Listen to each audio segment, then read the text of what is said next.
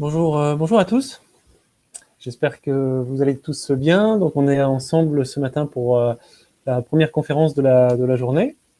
Donc, le thème pour lancer cette journée, c'est s'organiser cet été pour cartonner dès la rentrée. Le plan d'action à suivre.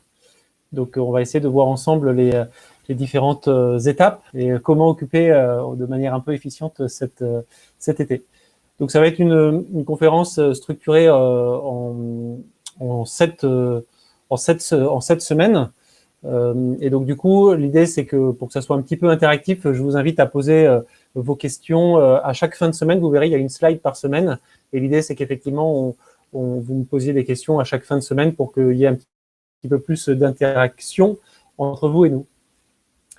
Donc, déjà quelques mots sur qui je suis. Donc, je suis Vivien Poujade. J'ai créé plusieurs sociétés dans le digital. Aujourd'hui, celle qui m'anime, c'est une société qui s'appelle Synthèse 3D. On crée des outils marketing pour l'innovation, aussi bien dans l'industrie que dans le médical, avec des films en images de synthèse, des applications, etc. Donc, on est vraiment un studio digital par excellence. Et c'est vrai que j'ai créé il y a quelques temps un holding d'investissement et je suis du coup dans le board de plusieurs startups innovantes, à la fois dans le digital mais dans d'autres secteurs. Donc c'est vrai que l'entrepreneuriat me passionne depuis toujours et j'ai créé ma première boîte à 20 ans. Donc c'est vrai que j'ai un petit peu d'expérience là-dedans. Et du coup, j'aide quand je le peux différents porteurs de projets, différentes assos aussi, et je fais régulièrement des conférences comme celle-ci pour essayer de partager tout simplement en toute simplicité et modestie ma petite expérience. Et donc j'ai, mine de rien, publié deux livres justement pour essayer de transférer un peu cette connaissance. Donc un livre, comme j'étais étudiant entrepreneur à l'époque, sur comment créer son entreprise. Et puis un deuxième qui est le guide de survie pour tout entrepreneur, qui est structuré là encore de manière assez attique avec 365 conseils pour cartonner, donc un conseil par jour finalement. Mais bon, le but, c'est plutôt effectivement de travailler ensemble sur ce plan d'action.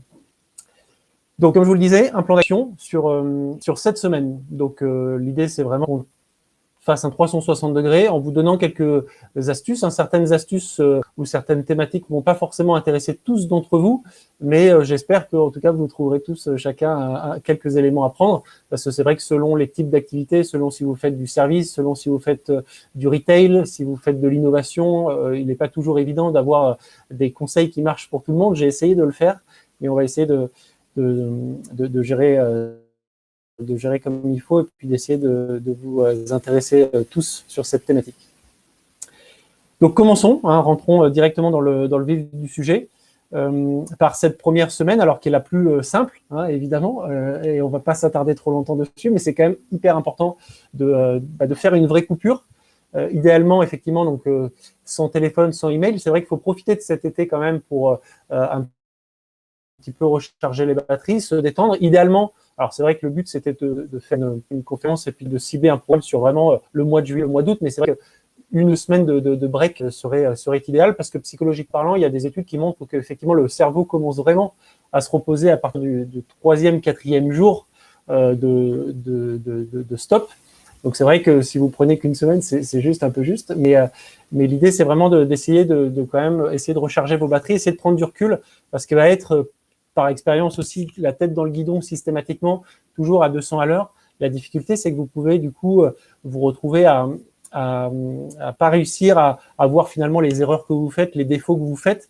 Et c'est vrai que ces phases de recul, alors idéalement, il faudrait en faire un peu plus, mais vous permet de pouvoir sortir un peu de votre activité quotidienne et de repérer un petit peu les optimisations que vous pouvez faire. Parce que finalement, c'est souvent ça, une entreprise qui végète ou qui décolle pas ou autre, c'est que vous êtes rentré dans une routine qui n'est pas forcément celle rentable ou celle efficiente. Et c'est vrai que du coup, vous aider à prendre du recul, ça peut fonctionner. C'est aussi pour ça qu'il y a beaucoup d'astuces et beaucoup de concepts aussi qui vous proposent d'avoir un mentor, d'avoir quelqu'un un petit peu d'extérieur à votre business, qui du coup, avec cet œil neuf, sans être au quotidien dans votre business, lui arrive assez facilement en peu de temps à dire mais tiens, mais c'est bizarre, pourquoi tu fais ça ? Pourquoi tu fais ça ? Pourquoi tu fais ça ? Et c'est souvent justement ce type d'acteur extérieur qui vous permet de prendre du recul pour vous, parce que justement ce regard neuf vous permet d'attirer votre attention sur des choses que vous faites qui ne sont pas forcément toutes optimales. Et c'est vrai que cette prise de recul est importante, outre le fait de recharger les batteries par rapport à ça. Bon, donc ça, c'est un peu du bon sens, mais quand même important parce que c'est vrai qu'il y a beaucoup d'entrepreneurs qui parfois sont à fond et lèvent jamais le pied. Et c'est vrai que c'est un risque aussi et c'est important de le faire savoir. Et c'est vrai que c'est un conseil aujourd'hui que j'essaye de m'astreindre à faire, alors qu'il y a quelques années en arrière, j'étais comme tout le monde, je m'arrêtais un peu jamais. Et c'est vrai que c'est pas forcément très sain. Bon, je ne sais pas s'il y a trop de questions là-dessus. Pour l'instant, on commence en douceur, donc on va commencer vraiment le vif du sujet là-dessus, mais on peut avancer. Il n'y a effectivement pas de questions. Donc, rentrons un peu dans le vif du sujet. Donc, l'idée, c'est d'essayer de vous déployer un plan d'action. Hein, vous avez chaque semaine. Donc, la semaine prochaine, c'est directement pour démarrer dès la semaine prochaine. Donc, vous vous êtes reposé un petit peu. Et on est effectivement la semaine suivante où on va essayer de mettre en place un plan d'action. Donc, c'est vrai que l'été, alors c'est vrai dans la plupart des activités, l'été, l'activité ralentit, surtout en France, hein, pas dans les pays anglo-saxons où c'est vrai que ça s'arrête beaucoup moins. Moi qui suis aussi pas en interface avec les États-Unis, je vois que l'été, également, le mois de juillet, le mois d'août, c'est pas du tout comme chez nous. C'est vrai que ça continue pas mal de fonctionner.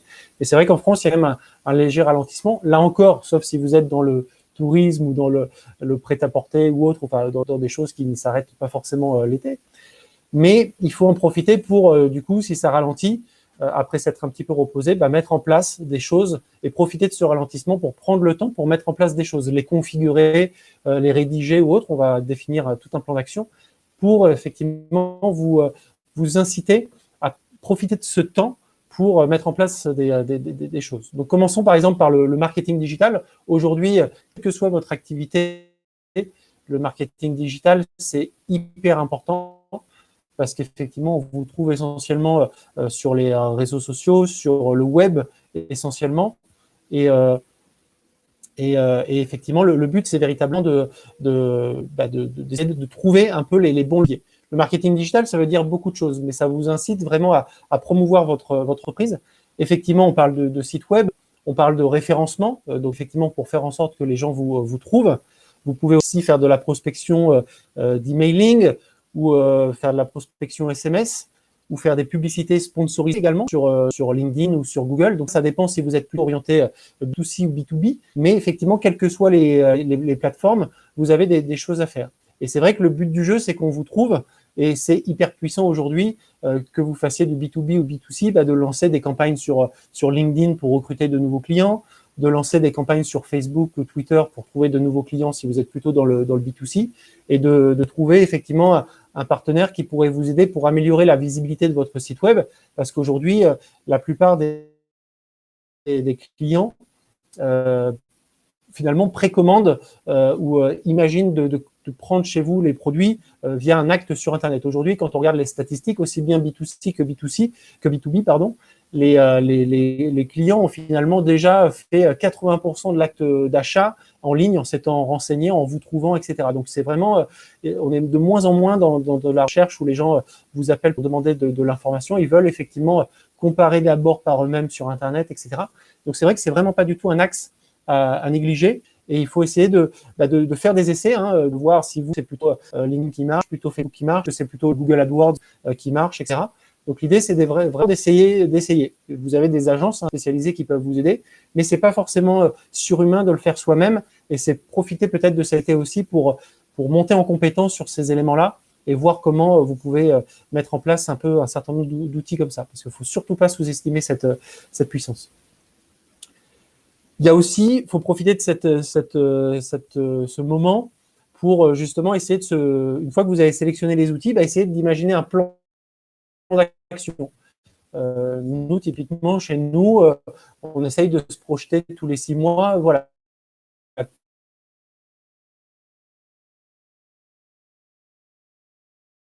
Sur quoi je vais communiquer en septembre, sur quoi je vais communiquer en octobre, sur quoi je vais communiquer en novembre. Tiens, je vais faire un emailing comme ça, je vais faire un post sur les réseaux sociaux rédigé comme ça sur tel thème. Les sont rédigés lors de cette semaine numéro 2. Mais peut-être c'est une question de vous projeter 4 à 6 mois à l'avance pour essayer de tirer un programme. Pour essayer d'estimer un petit peu qu'est-ce que vous allez faire et essayer de mettre un peu les grandes idées par rapport à ça. Et l'idée, c'est évidemment, l'idéal, ça serait de faire quelque chose une fois par semaine. Je vous en dis peut-être beaucoup, mais au moins une fois par mois, essayer d'avoir une action de marketing vraiment à l'intérieur. C'est le minimum syndical, il faut le faire. Ça peut être aussi, vous avez tous des bases de clients, mais ça peut être évidemment des actions aussi sur votre base client. On parle de newsletter, alors ça, oui, j'y crois, mais c'est plus un petit mail, voilà, pour se rappeler à son bon souvenir, faire passer une promo, envoyer de l'information ou ce genre de choses. C'est très important de penser à le faire. Est-ce que sur cette deuxième semaine, vous avez des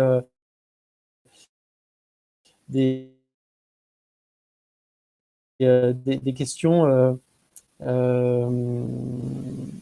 des questions un petit peu particulières sur ça? Alors, attendez, je vois qu'effectivement, j'essaie de partager ma connexion également. Je vois que j'ai des retours comme quoi ma connexion parfois n'est pas très très bonne. Je vais doubler. Donnez-moi 2 secondes. Excusez-moi. Ça sur le coup avec une deuxième connexion. Pardonnez-moi pour cette petite interruption.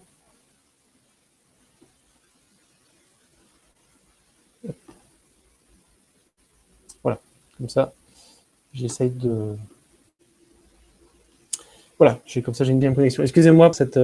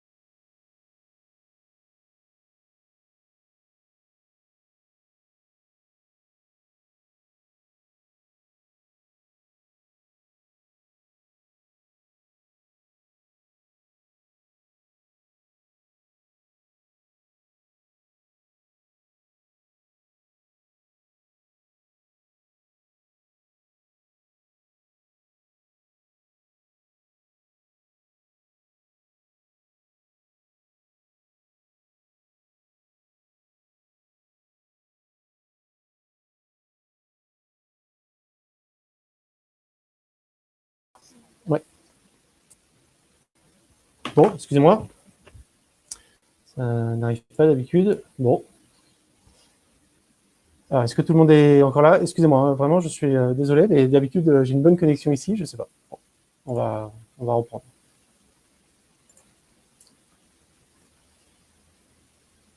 Bon, excusez-moi encore pour cette petite intermède, les aléas de la technique. OK.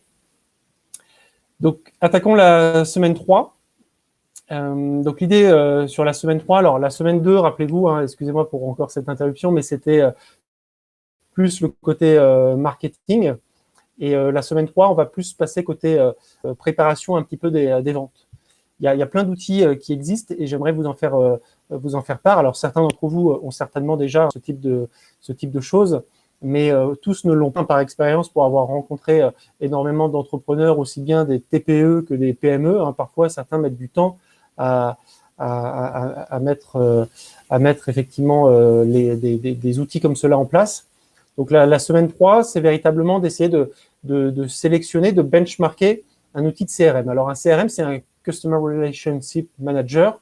Donc, c'est vraiment un outil commercial hein, pour que vous puissiez y mettre vos clients, vos prospects, générer vos factures, générer vos devis et essayer de faire même du suivi avec des alertes en disant « Tiens, j'ai eu tel prospect, il m'a demandé de le recontacter à telle date, etc. » Et d'essayer de mettre en place tout un outil de suivi à l'intérieur de cet outil. Donc, c'est véritablement, pour moi, inévitable hein, d'avoir ça en place. C'est bien de l'avoir et je conseille tous les entrepreneurs de le mettre au plus tôt dans l'entreprise parce que si vous attendez 1 an, 2 ans, 3 ans d'ancienneté, vous allez avoir une base de données qui n'est pas forcément pertinente, qui n'est pas forcément qui va être longue à importer. Alors que si vous le faites dès que vous êtes tout petit, ça vous permet de prendre les bonnes habitudes dès le début. Ça vous permet vraiment d'avoir un réceptacle de données, donc des CRM fiables, hein, comme je le vois dans le chat. Il y a celle-ci, par exemple, il y a des outils comme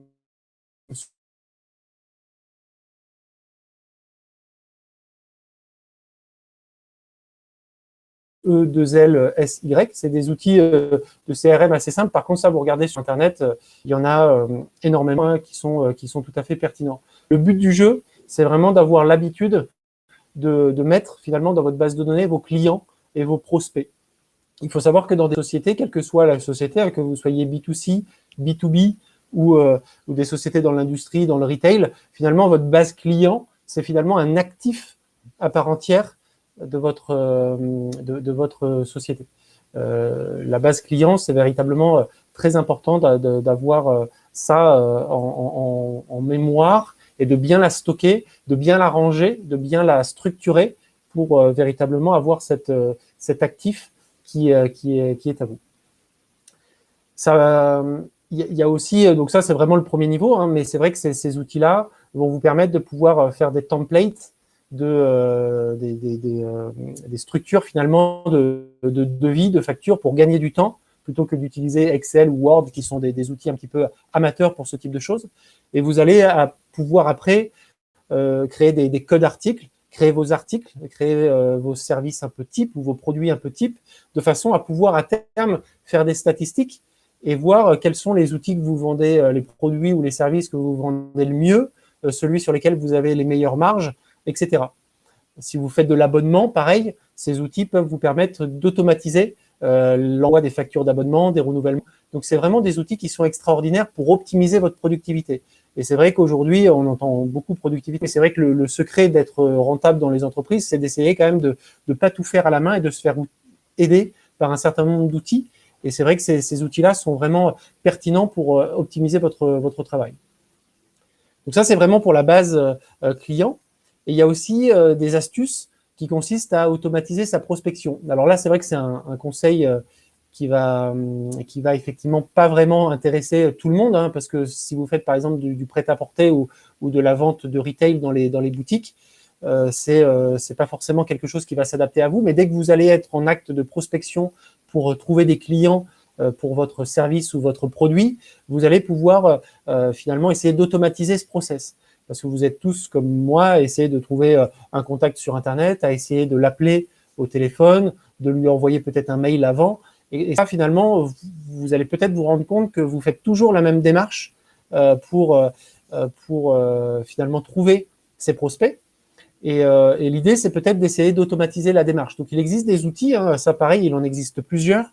Je pense à HubSpot, je pense à Black Sales ou à des outils comme ça qui vous permettent de rédiger un scénario d'email et de lancer un robot finalement qui va essayer de prospecter sur Internet ou sur LinkedIn différents profils que vous allez précibler à l'avance et qui va finalement jouer un scénario d'email.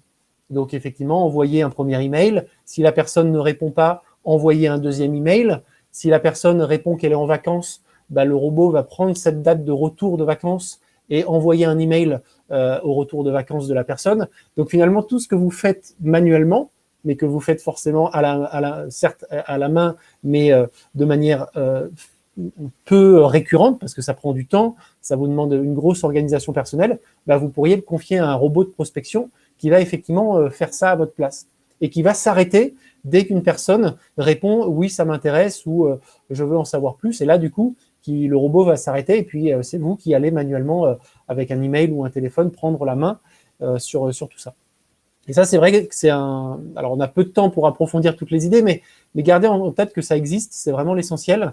Et vous pourrez faire des recherches pour trouver le bon outil ou au pire, on pourra effectivement trouver d'autres opportunités de se parler, en tout cas. Mais gardez bien en tête que ça existe. Est-ce que sur la semaine 3, sur l'aspect plus CRM et Sales, vous avez des questions? Donc, je vois des robots de prospection. Donc, je vous en ai cité deux. Moi, nous, on utilise chez Synthèse 3D Black Sales. Et on avait déjà utilisé dans le passé des solutions comme HubSpot, qui sont des grosses... c'est une grosse solution, peut-être un petit peu plus lourd à mettre en place. Je connais essentiellement ces deux-là. mais vous en avez d'autres. Je vois d'autres questions, notamment d'Antoine.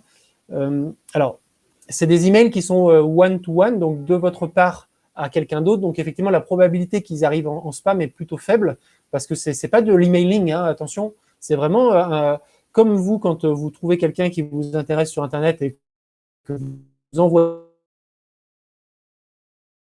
un email à lui, en soi, vous avez le droit, quand même de faire un acte spontané de prise de contact à quelqu'un. Encore heureux. C'est juste que ce robot va vous en faire un peu plus que si c'était vous actuellement. Mais c'est vraiment un compte mail à vous avec votre nom utilisé et ça envoie effectivement qui site internet. Voilà, ça envoie à votre place un email, mais c'est pas de l'emailing massif qui est en plus pas autorisé. Donc c'est vraiment apprendre. C'est vraiment un acte un petit peu différent. C'est comme si vous étiez plusieurs finalement, vous vous étiez dupliqué et vous faisiez plusieurs fois cette même prospection en même temps. Est-ce qu'il y a d'autres questions sur cette semaine? Bon. Je continue. De toute façon, si vous avez des questions qui vous viennent, n'hésitez pas.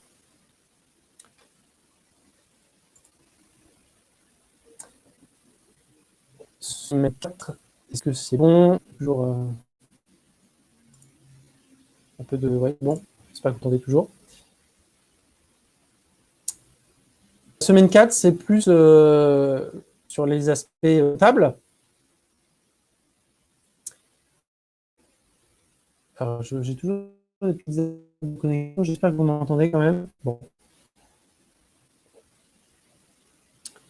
Donc la semaine 4, c'est plus sur les aspects comptables. Je vérifie, oui.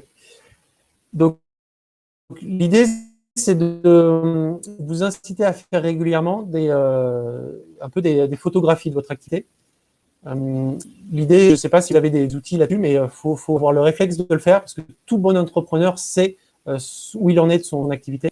Et c'est vrai qu'il faut du coup faire une situation comptable. Alors, vous n'êtes pas obligé de faire appel à un comptable pour ça, parce qu'en plus, ça vous coûte cher, mais vous pouvez essayer de prendre le temps pendant cet été, pendant cette semaine-là, de faire une photographie, de voir un petit peu ce que vous avez vendu et de voir ce que vous avez acheté ou dépensé pour voir si vous êtes plutôt en gain ou en perte. Parce que c'est intéressant et c'est important d'avoir cette information-là pour le moment.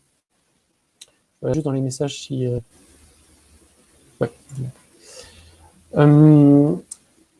Pour ça, nous, on a par exemple, j'avais construit notamment un outil de pilotage de l'activité. Donc, ça peut même être et vous pouvez, mois après mois, essayer de mettre un petit peu l'argent que vous avez encaissé et les dépenses que vous avez faites. L'idée, c'est vraiment important de pouvoir...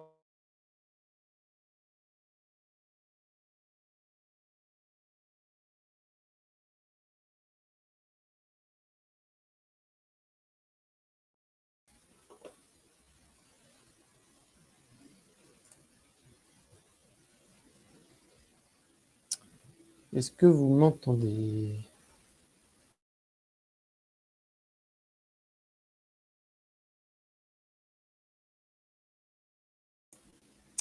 Bon, je suis désolé encore de cette petite interruption. Je suis vraiment désolé, mais bon.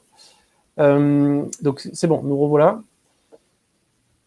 Donc, je parlais de cet outil de pilotage de cette activité. Donc, par Excel, vous pouvez vraiment prendre le réflexe de voilà, mettre effectivement vos dépenses d'un côté, vos recettes de l'autre, et vérifier mois après mois. Moi, je le fais tous les mois. Vérifier, voilà, si vous êtes en gain, en perte, et ça vous permet en temps réel de pouvoir ajuster et d'avoir une simulation un petit peu de votre activité vraiment au quotidien.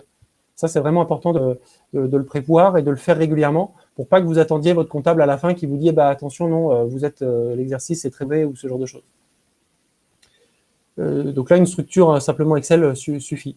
Et essayez aussi de faire le petit exercice pendant cette semaine-là d'essayer de vous projeter quelques mois en avant, parce que vous savez que dans les petites sociétés, enfin TPE, PME, même dans les moyennes, la trésorerie est souvent le nerf de la guerre, et c'est vraiment une cause d'échec dans énormément de cas. Et l'idée, c'est vraiment d'essayer de l'anticiper au maximum. Et dès que vous êtes en capacité d'anticiper vos problèmes de trésorerie, vous serez effectivement déjà très armé pour pouvoir pérenniser votre activité, même quand elle grossira. Et c'est vrai que ça, c'est simplement pareil, il n'y a pas besoin forcément de faire des choses super compliquées, hein. Vous pouvez simplement faire une petite table Excel en essayant de vous projeter sur voilà, les principales charges que vous allez avoir, les principales recettes que vous allez avoir, et essayer de vous projeter avec votre trésorerie actuelle si ça va fonctionner ou pas, si vous allez effectivement avoir des problèmes de trésorerie à anticiper, parce que si vous vous rapprochez de votre banquier et vous lui disiez attention, cher banquier, dans 3 mois, j'aurai un petit trou de 10 000 euros, est-ce que vous pouvez m'aider? Généralement, le banquier va dire oui, parce que cette capacité d'anticipation de la part d'un entrepreneur 3 mois avant sur une éventuelle difficulté de trésorerie, c'est tellement rare, il va tellement rencontrer rarement des entrepreneurs qui ont cette capacité un petit peu de projection, qu'il va se dire, tiens, celui-là, il est vraiment projectif, il est vraiment anticipateur, donc on peut tout à fait lui prêter de l'argent parce qu'il sait de quoi il parle, et ça sera effectivement une bonne manière de l'aider à passer cette difficulté. Donc, on a été malheureusement interrompu sur cette semaine 4, mais est-ce que vous avez des petites questions sur cette semaine ou des petits sujets sur cette thématique plus comptable, qui est pourtant vraiment inévitable? Alors, effectivement, j'ai un message de Jean-François qui est tout à fait pertinent. Est-ce qu'il n'est pas préférable de faire la semaine 4 par rapport en premier, avant la semaine 1? Donc, c'est une question très, très juste. Là, l'idée, c'était plus de... Alors, c'est pas idiot du tout, au contraire. Moi, ma semaine 4, attention, c'était plus déjà voir les X mois passés, voir comment vous vous en êtes sorti pour faire une photographie de votre activité. Donc, effectivement, c'est pas idiot, avant de dérouler un plan d'action marketing ou commercial, de aussi peut-être faire l'exercice en début, d'il y a quelques semaines, de cette fois-ci plus un budget projectif. Moi, la semaine 4, comme c'était une photographie du passé, on peut la faire en semaine 4, même après la semaine 2 et 3, il n'y a pas de difficulté. Voilà, mais la remarque est très pertinente, et c'est vrai que évidemment, toutes les actions que je vous ai évoquées, ça coûte un petit peu d'argent. Bien que je vous invite à beaucoup de fois à faire vous-même des choses, ça, c'est bien effectivement de le budgéter, de l'anticiper un petit peu. Vous avez raison. La semaine 5. Tout à l'heure, en semaine 3, rappelez-vous, on avait rédigé un scénario, une première version, j'allais dire. C'est vrai qu'il y a parfois des fois où il faut le faire en plusieurs fois, parce qu'un scénario, là, c'est hyper stratégique. Il faut le faire, puis revenir avec du recul pour être critique sur sa propre rédaction. Donc, c'est vrai qu'en semaine 5, moi, je vous ai proposé ce scénario d'email, un peu de prospection automatique que vous aviez fait en semaine 3. Je vous ai invité à essayer de le revoir, de l'améliorer pour le mettre en place en semaine 5, de façon à pouvoir avoir un œil neuf sur votre propre travail. Je pense qu'effectivement, en guise de kick-off et de rentrée, on a parlé un peu de l'emailing tout à l'heure, et je pense que ça peut être intéressant de prévoir pour septembre, de prendre votre base prospect et client, quitte à faire 2 emailing, et de prévoir un petit email à envoyer à tout le monde en disant voilà, telle promo, telle nouveauté, ça c'est vous qui savez, hein, évidemment, quelle thématique vous allez poser. Mais je pense que c'est important en septembre de profiter de cette semaine 5 pour rédiger un email à la fois pour vos prospects et pour vos clients. Si vous êtes dans le retail, ça marche aussi, ça serait plus pour vos clients, mais pour effectivement lancer quelque chose tout début, fin août, tout début septembre, pour maintenir le lien et suiter effectivement un acte et se rappeler au bon souvenir de l'ensemble de votre réseau. Ça, c'est vraiment le minimum syndical que vous pouvez faire dès septembre. Et donc ça se prépare. Il faut effectivement le rédiger. Il faut peut-être un petit peu le mettre en page. Si vous n'avez pas les compétences, il faut peut-être effectivement demander à un graphiste de vous préparer un email type pour effectivement qu'il puisse être envoyé efficacement. Mais c'est vraiment le minimum syndical que vous pouvez faire. Donc là, cette semaine 5, on a préparé, et puis là, on a préparé dans les semaines d'avant, et là, on est quasiment sur le point de les programmer. On ne les envoie pas, hein, attention, tous les outils à la fois de prospection email ou de prospection scénario d'email ou autre, même les outils SS, vous pouvez les programmer dans vos outils. Donc l'idée, c'est vraiment de bien préparer tout ça et de mettre effectivement, d'organiser les dates et de planifier les envois de ces scénarios ou de cet emailing. Hein. L'idée, c'est pas parce que semaine 5, on va se retrouver en août, donc il faut surtout pas lancer les campagnes à ce moment-là, parce que beaucoup de gens sont à l'extérieur, donc il faut vraiment attendre la rentrée. Mais l'idée, c'est de planifier tout ça. Est-ce que sur cette semaine 5, on a des questions sur le chat? Je regarde. Bon, de toute façon, on aura l'occasion à la fin d'y revenir. Comme ça fait une demi-heure et que je voulais effectivement essayer d'avoir déjà en 40 minutes un peu tout le temps. Bon, n'hésitez pas en tout cas si vous avez des questions. Hein, on peut revenir aussi sur des slides après. Comme je vous ai dit en préambule de la session, c'était un 360 degrés un peu de la boîte, hein, parce qu'il y a beaucoup de choses à faire dans toutes les thématiques. Il y a aussi effectivement essayer de vous projeter sur les 6 ou 8 mois à venir sur vos besoins RH. C'est pas au dernier moment qu'on embauche quelqu'un. Vous savez qu'effectivement, le recrutement, ça prend du temps, quel que soit le secteur, que ça soit un vendeur en boutique, que ça soit un commercial, que ça soit un ingénieur, que ça soit un développeur, que ça soit, je ne sais pas, moi, quelle personne vous auriez besoin de recruter, mais ça prend beaucoup de temps, parce qu'il faut faire des castings, il faut effectivement faire les entretiens, il faut trouver et voir plusieurs personnes pour effectivement se faire une bonne opinion. Donc ça prend beaucoup de temps, donc ça, il faut l'anticiper. Hein. Malheureusement, c'est vrai que je radote un peu, mais c'est vrai que c'est beaucoup d'anticipation, l'entrepreneuriat et la création d'entreprise et le développement d'entreprise. Donc là, l'idée, c'est de vous projeter sur, tiens, si je prévois telle et telle performance, je vais avoir besoin de telle et telle ressource. Et là, il faut que vous rédigiez vos offres et que vous les publiez sur différents outils. Hein. Il y a Pôle emploi, il y a la PEC, il y a aussi LinkedIn et Indeed. Hein. LinkedIn, il ne faut pas le négliger non plus. Hein. C'est un très bon moyen de recruter. Ça ne coûte pas forcément très cher non plus. Et c'est même gratuit aussi, hein, certaines fois.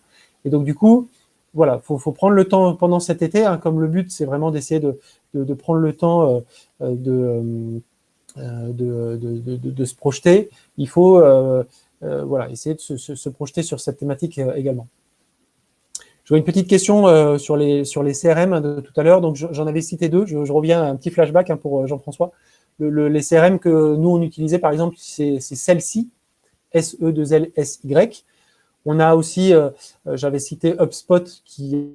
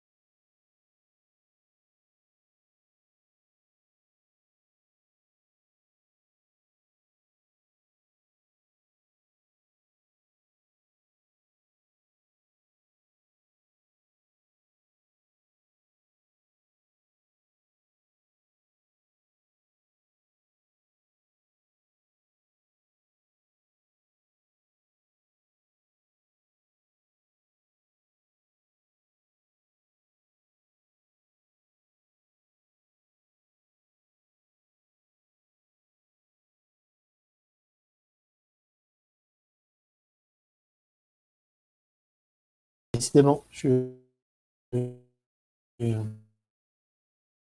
suis vraiment désolé.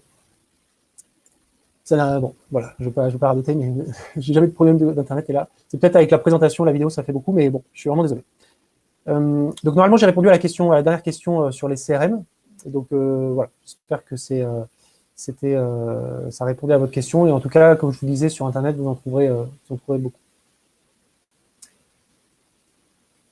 La dernière semaine avant un petit peu les questions-réponses, qui est tout aussi importante, c'est que, alors vous avez peut-être pas encore des équipes, mais pour la plupart d'entre vous, vous avez quelques collaborateurs ou un certain nombre de collaborateurs.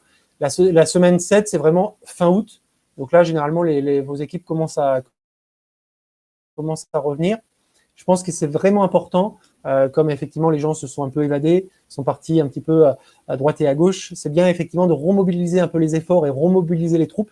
Donc nous, ce qu'on fait régulièrement, alors ça, on ne le fait pas que à la sortie de l'été, hein, on le fait vraiment presque une fois par trimestre, où on fait vraiment une réunion d'équipe pour présenter un petit peu les objectifs, présenter les nouveautés hein, que vous avez mises en place pendant les 6 semaines dernières, parce que je pense que c'est vraiment un bon signal que vous donnez à vos équipes de pouvoir effectivement gérer et montrer un peu les différentes nouveautés que vous avez mises en place. Et l'idée, c'est vraiment de profiter de cette session pour les gonfler à bloc, les galvaniser, leur dire, bah, voilà, on a mis ça, ça et ça en place comme plan d'action. Et je compte sur vous pour effectivement renforcer ces outils que nous allons mettre en place et effectivement mettre en place, voilà, qui vous aident à accompagner ce plan d'action un petit peu innovant que vous allez dérouler. Donc ça, je pense que c'est vraiment important de la préparer et vraiment de faire un peu votre show là-dessus pour vraiment galvaniser les troupes et les encourager à suivre dans cette nouvelle phase un peu de croissance et d'élan que vous allez initier. Il y a un point aussi qui est ultra important, alors que j'ai mis en semaine 7, ça vous pouvez le caser un peu quand vous voulez, mais c'est vrai que ça reste effectivement quelque chose à prévoir parce que ça prend toujours un petit peu de temps. Et ça, faut vraiment pas le négliger, surtout dans le monde d'aujourd'hui qui est très soumis aux cyberattaques, etc. Enfin, dans les médias, on entend plus en plus d'entreprises, même des plus petites, qui parfois se font hacker ou se font effectivement avec les ransomware où on leur demande une rançon contre le cryptage de données. Voilà, donc, n'hésitez pas à essayer de réparer et de réfléchir à des solutions de sauvegarde. Alors là, j'ai pas vraiment de nom parce qu'il en existe aussi pléthore. Et ça dépend vraiment de votre besoin, parce que nous, on est vraiment, comme on est un studio digital, on a vraiment besoin d'énormément de données. Mais il y a des solutions en ligne, même en soi, OneDrive de Microsoft ou des outils comme ça, hein, même des outils un peu en ligne sont très pertinents pour, en tout cas, ceux qui n'ont pas beaucoup de données. Et c'est vraiment inévitable aujourd'hui de le faire, parce que garder toutes vos données sur une seule machine, sans penser à faire soit de la sauvegarde ligne ou faire de la sauvegarde au minima sur des clés USB ou disques durs externes. Aujourd'hui, je pense que c'est de l'ordre de l'hérésie ou de la folie. Il faut vraiment effectivement penser. Et là encore, dès le début, hein, parce que c'est pas parce que quand vous serez 15, 20, 30 ou 50 que ça sera facile à mettre en place. Travailler à une solution de sauvegarde un petit peu automatique de vos collaborateurs, de votre poste à vous, de manière un petit peu anticiper dès que vous êtes un peu plus petit, à mon avis, ça me paraît être la sagesse. Pourquoi j'en parle, c'est que nous, justement, on l'a pas fait. C'est pour ça que je vous en parle pour essayer de vous faire presser, pas que vous fassiez les mêmes erreurs que moi. Justement, nous, on a trop attendu pour mettre ça en place. Maintenant, on a quelque chose de robuste et tout, mais ça a été un travail assez long parce que tout de suite, on a dû faire avec beaucoup de données. Alors, si vous le faites dès le début, bah, votre solution s'incrémente au fur et à mesure, se renforce et se complète au fur et à mesure, et vous étalez un peu dans le temps ces difficultés de trouver le bon outil qui va bien. Donc ça, c'est vraiment effectivement important de le prévoir aussi, parce que c'est vraiment un must à faire, et c'est véritablement, pour moi, profiter de cette période un peu plus cool pour mettre en place un petit peu tous ces outils. On a donc parlé effectivement de ces outils à la fois commerciaux, de ces outils à la fois marketing, de ces outils à la fois organisationnels, de RH également. Donc l'idée, voilà, c'est vraiment d'essayer de penser à vous préparer pour effectivement affronter correctement la reprise.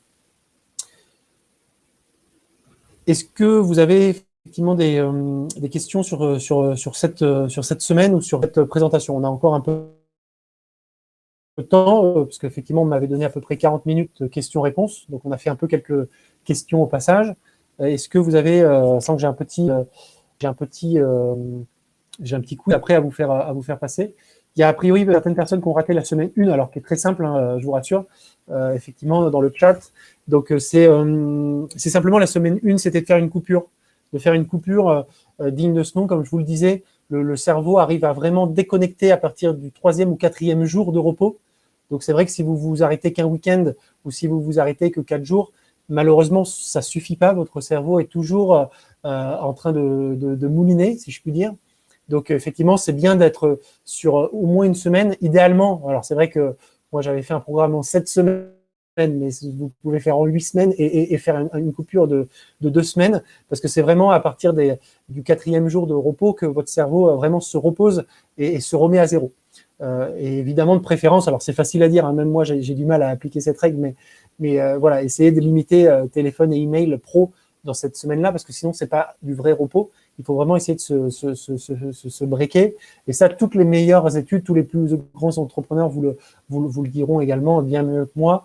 L'idée, c'est vraiment voilà, faut s'offrir le temps de déconnecter de temps en temps, parce que sinon, vous allez finir par avoir soit le burn-out ou autre. Enfin, ça peut vite, effectivement, être compliqué. Et puis, c'est surtout, comme je le disais dans cette semaine 1, vous n'avez pas cette capacité à prendre du recul et à être critique sur votre propre travail ou votre propre entreprise. Et c'est qu'avec du recul, avec un œil neuf, parce que l'intérêt du cerveau remis à zéro, c'est que vous revenez quelques semaines après et vous dites, tiens, mais c'est nul ce que j'ai fait, non, il faut que je corrige. C'est un peu pour ça que tout à l'heure, en semaine 5, je vous disais, relisez ce que vous avez fait en semaine 3, parce que la bonne technique, c'est effectivement de toujours faire les choses en ordre. Par exemple, quand je fais un devis aussi, c'est pareil, je le fais une fois et je laisse lui décanter et je l'envoie le lendemain.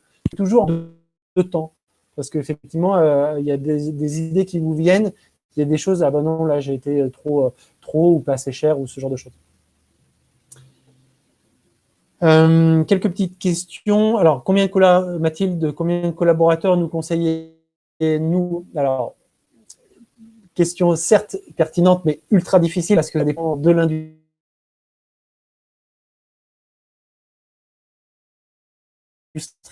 ça dépend de vos objectifs et de vos ambitions personnelles.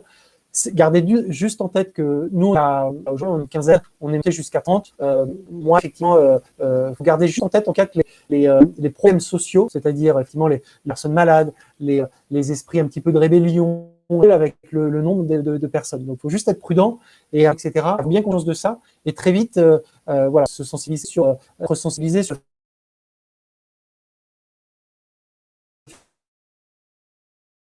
quand vous commencez à être plusieurs dizaines, il faut effectivement avoir des gens dans l'équipe qui vous accompagnent, qui vous épaulent, peut-être pas avoir des relations là, mais avoir quelqu'un qui vous aide là-dessus. Parce que si vous êtes, à la fin, vous êtes un peu psychologue, hein, parce qu'il y en a un qui est pas bien, il y en a un qui s'est séparé de son conjoint.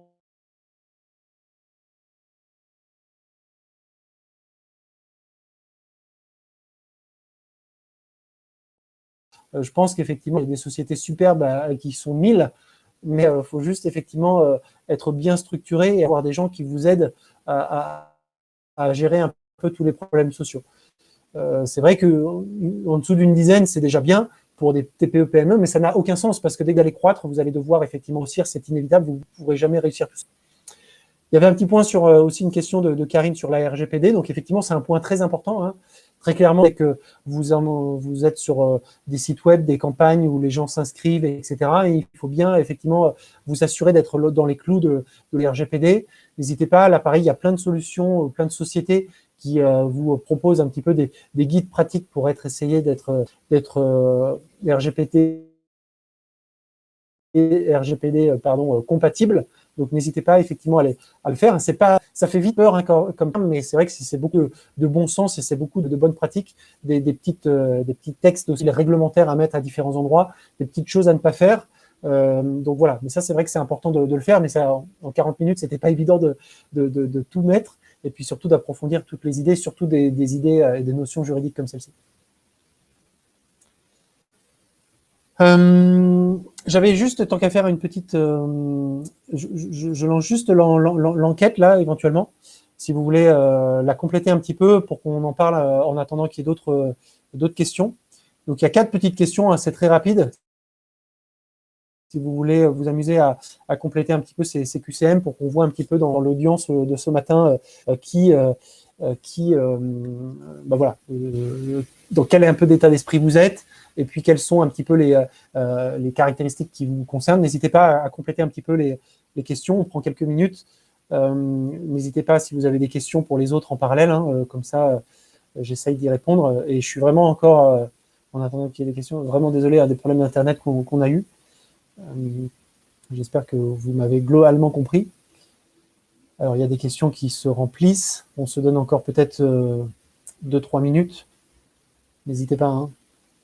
Je regarde si j'ai zappé des questions. Les robots, on en a parlé. Oui, il y a beaucoup de personnes qui nous demandent si la présentation, vous pourrez la voir à la fin. Donc, a priori, oui, hein, il n'y a pas de souci. Alors, oui, vous pourrez la voir à la fin. Est-ce qu'il y a d'autres questions? Donc, a priori, les gens complètent les questions, c'est super.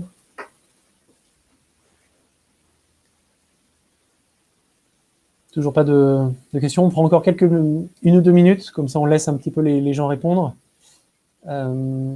Parce que si on n'a pas assez de statistiques, ça ne va pas forcément être représentatif.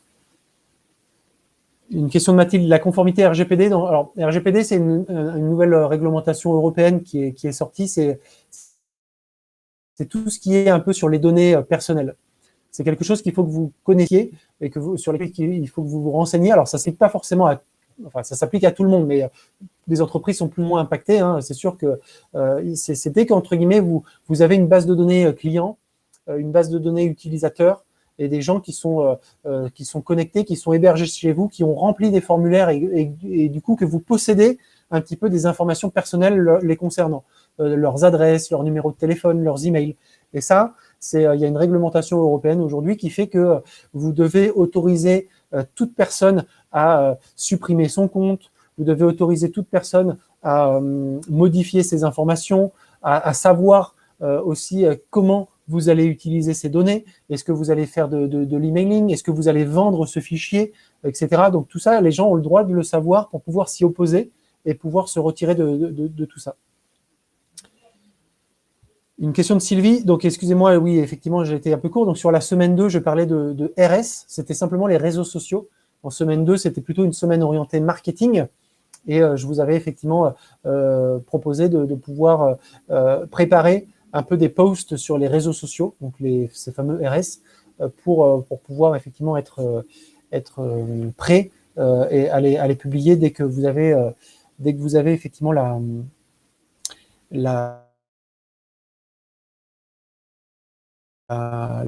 redémarrage. Alors je vous propose de peut-être clôturer le vote. On a eu quelques réponses, comme ça on regarde un petit peu ensemble les résultats. Donc effectivement, alors, on n'a pas énormément de réponses, hein, mais c'est déjà pas mal. Enfin, il y a un tiers d'entre vous qui a répondu, c'est déjà sympa.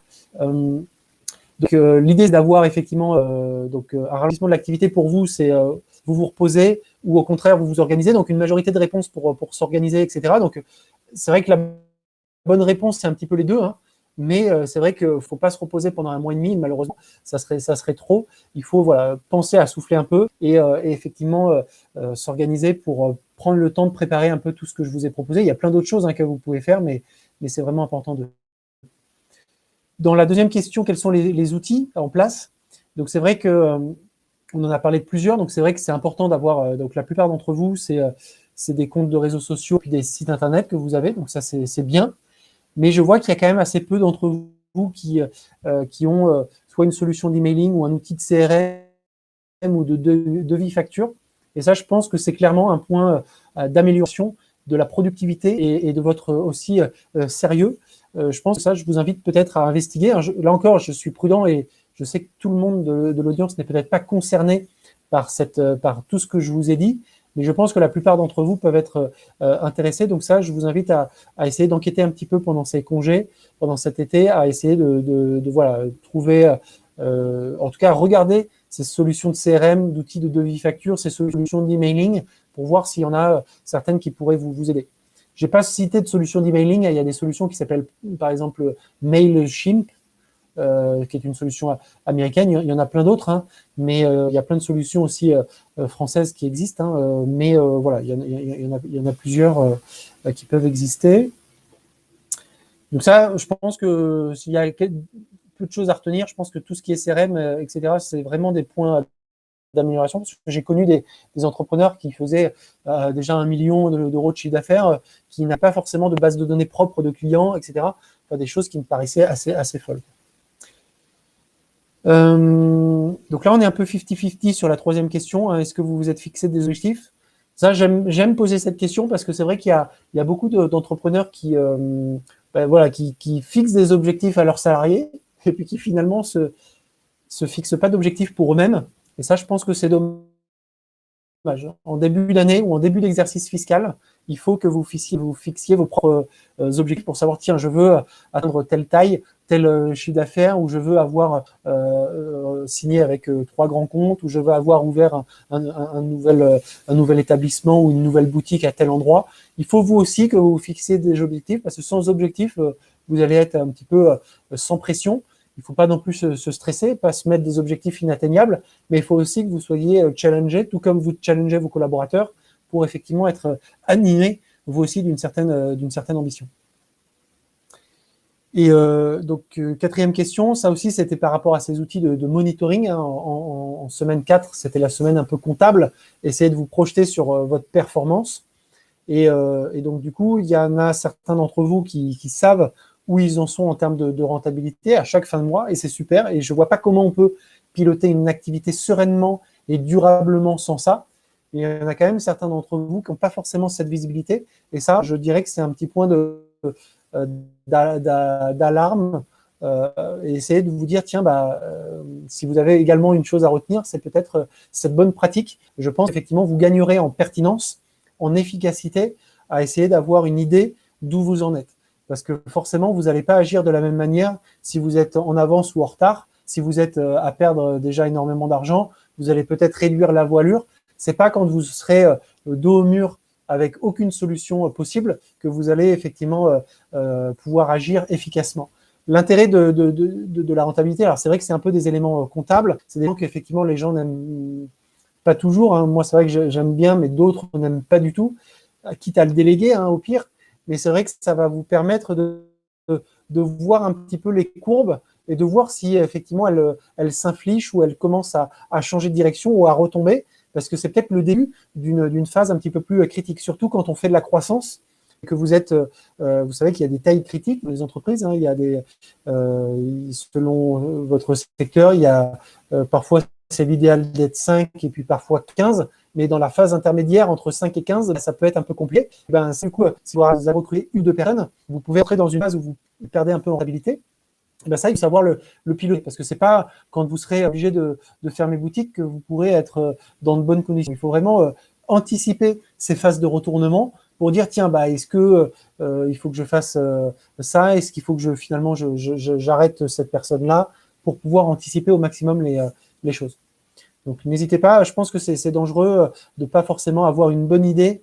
Je dis pas à l'euro près, hein, mais de savoir au moins si vous êtes effectivement, si c'était un bon mois ou un mauvais mois, mais plus qu'au pifomètre. Hein, vraiment, l'idée d'avoir des chiffres à la clé. Je pense que c'est vraiment le secret pour avoir une société pérenne. Moi, c'est simple. De toute façon, tous les gars toutes les personnes que j'ai coachées, qui n'avaient pas forcément un outil de pilotage comme ça, soit ils étaient peu performants, ou soit ils ont fini par planter, parce que de toute façon, on ne peut pas piloter une boîte à l'aveugle. Hein.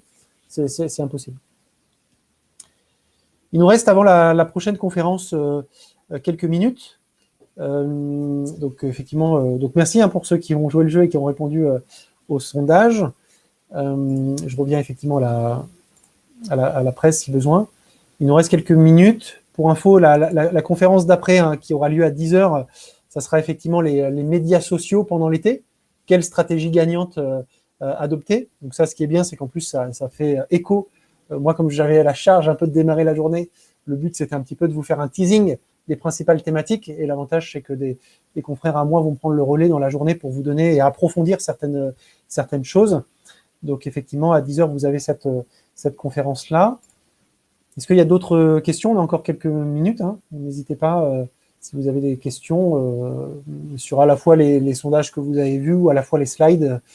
Je suis vraiment à votre disposition pour y répondre encore pendant quelques minutes avant que la conférence suivante commence. Et désolé encore, hein, en attendant les réponses, désolé encore effectivement des petits problèmes Internet qu'on a eu. Je suis vraiment désolé. Il n'y a pas de questions. Alors, je me permets d'aller dans les modérés aussi. Alors, il y a... Alors, oui. Alors, quelles sont les difficultés supplémentaires si on veut faire des collaborations avec les pays étrangers, import-export pour le recrutement? Donc, alors oui, il y a plusieurs difficultés, hein, nous, pour avoir essayé un petit peu. Il y a les difficultés déjà liées à la langue. Il faut vraiment avoir ça en tête. Nous, on a aussi travaillé peut-être aussi à des partenariats où on essaye parfois de sous-traiter à l'étranger dans des pays différents. Ça, je sais qu'il y a beaucoup d'entrepreneurs qui parfois, dans de la production, essayent de sous-traiter ailleurs. Ça, c'est vrai que c'est à garder en tête que c'est pour moi pas possible de le faire si vous n'avez pas une personne de confiance ou un associé qui s'expatrie dans le pays en question pour piloter l'activité localement, etc. Donc ça, effectivement, faut vraiment faire attention à ça. Et pour tout ce qui est import-export, bah, c'est vrai que ça, là encore, c'est des questions qui sont très pertinentes, mais pas forcément évidentes à répondre en quelques minutes, mais c'est vrai qu'il faut être sensible au fait que vous avez, faut vraiment essayer d'être très exigeant sur notamment les paiements à la commande ou en tout cas en acompte, etc. Parce que c'est vrai que pour avoir travaillé avec l'export, vous pouvez vite avoir des gens qui abusent un petit peu de ça et qui profitent de la distance pour pouvoir effectivement après mettre du temps à vous payer, etc. Parce que forcément, le recouvrement à l'étranger va être beaucoup plus compliqué par la langue, par effectivement les fuseaux horaires, par effectivement l'effet que les arcanes classiques de recouvrement par huissier français ou autres peuvent ne pas marcher. Donc effectivement, ça, il faut vraiment se blinder sur ces différents éléments-là.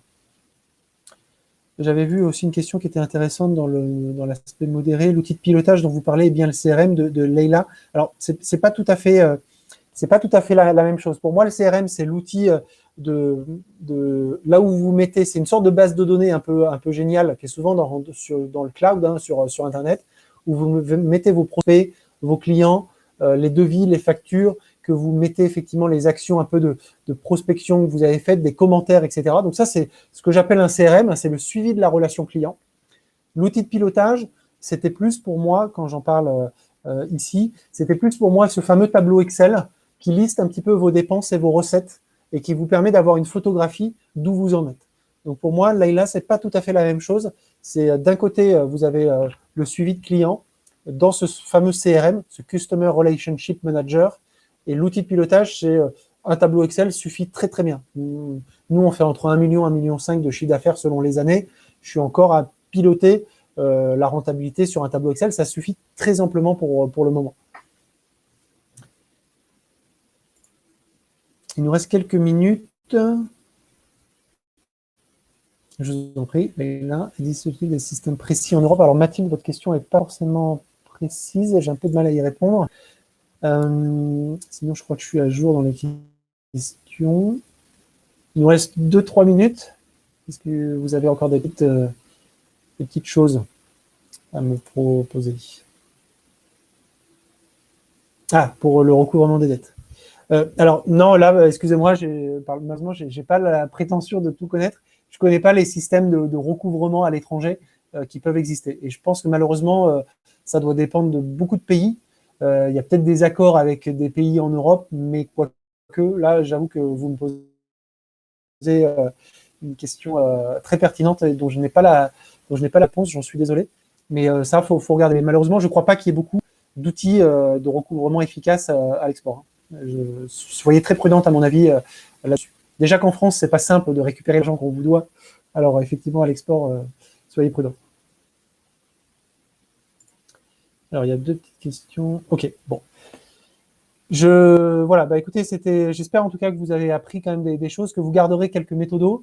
Je vais conclure sur ces mots-là. Je suis encore effectivement désolé pour les problèmes Internet qu'on a eu. J'espère que ça vous a pas trop pénalisé, que vous avez quand même compris l'essentiel. Et je vous souhaite en tout cas une excellente journée, un bon début de journée. Et puis donc à très bientôt et à tout de suite donc pour effectivement cette conférence avec l'autre intervenant sur les réseaux sociaux. Merci à vous en tout cas.